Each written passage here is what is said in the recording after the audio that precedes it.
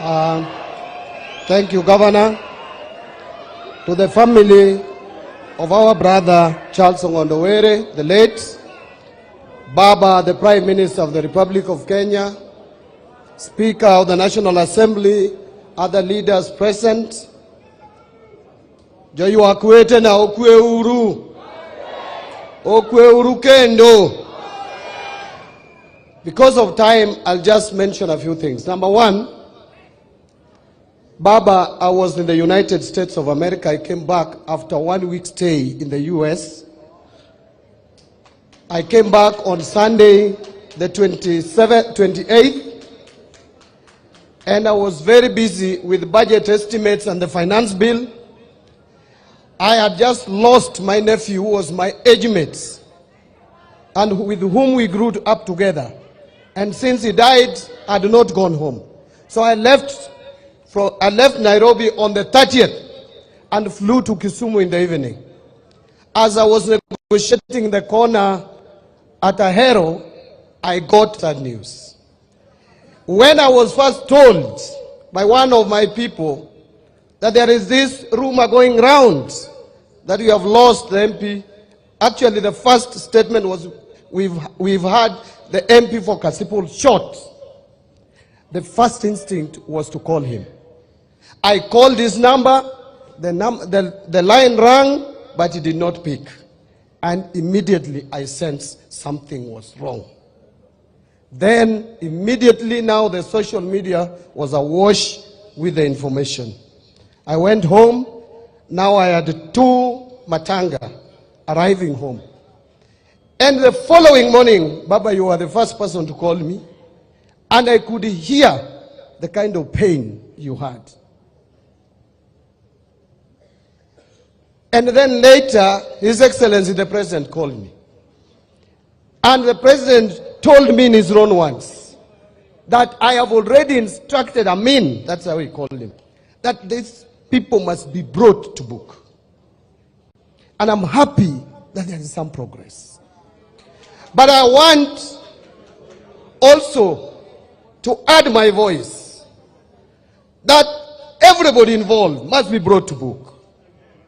We have lost so many lives, and one life is one too many.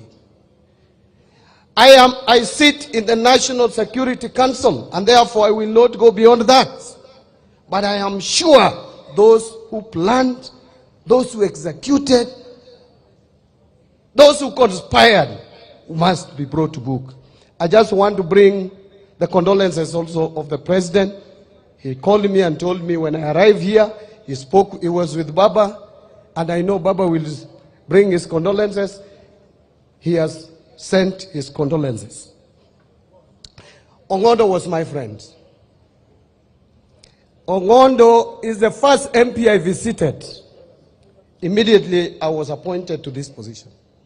When we came to do a fundraiser for Timeo group here in Oyugis. Ong'ondo came to my constituency twice when I had indicated that I would go back to run for parliamentary seats before my appointment to the cabinet. That was a friend. But let me tell you something. People have said that this was a principled man, and I want to confirm. And there is something unique about him and me. That even though when we were going for both of us, Gladys and myself, were going for gubernatorial seat, among other candidates, there is one person. He was supporting Gladys, and I knew it. But there is one person Ong'ondo never discampaigned in this constituency, and that is me. He never said Mbadi is banned. In fact, a lot of his supporters, very close, some working in CDF, were my supporters. Including party officials, ward officials, were in my team. And I used to hold even meetings around his home here. And he never complained. Why?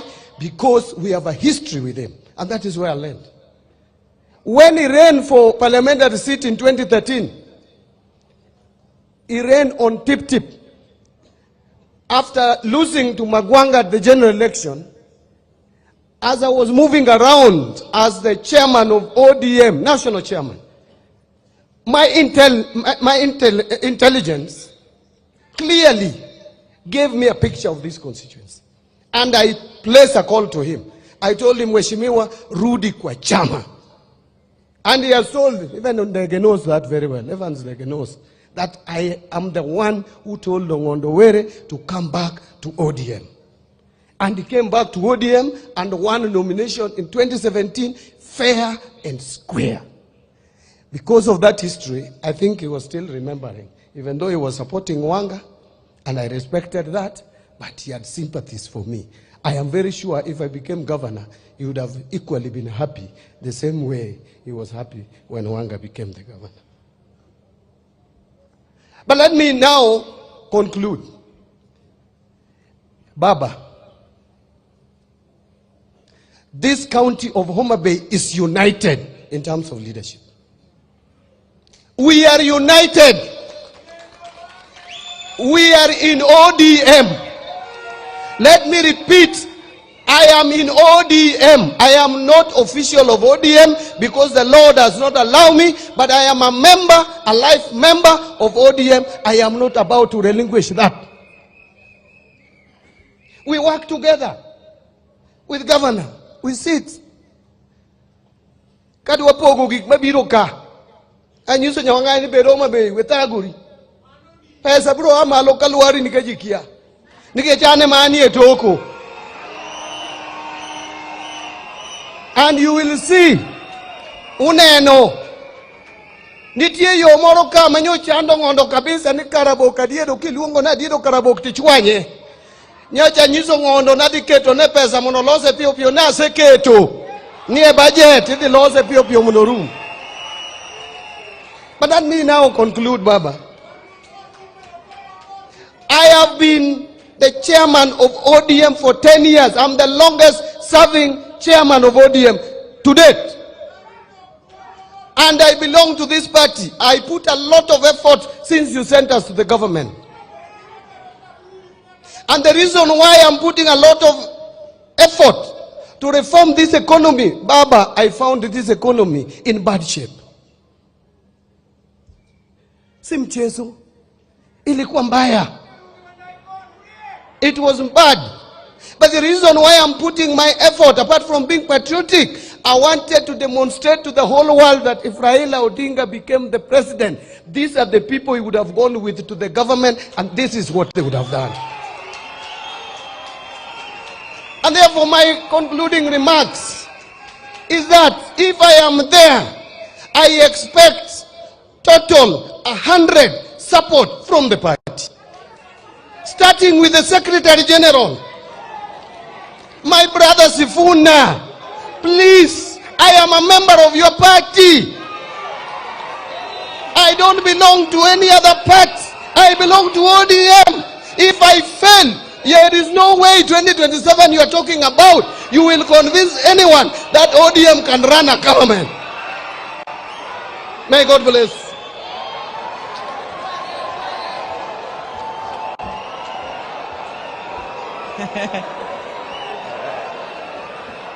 That is our crocodile, our very own crocodile, Nyang Jadimo, Minister for Finance.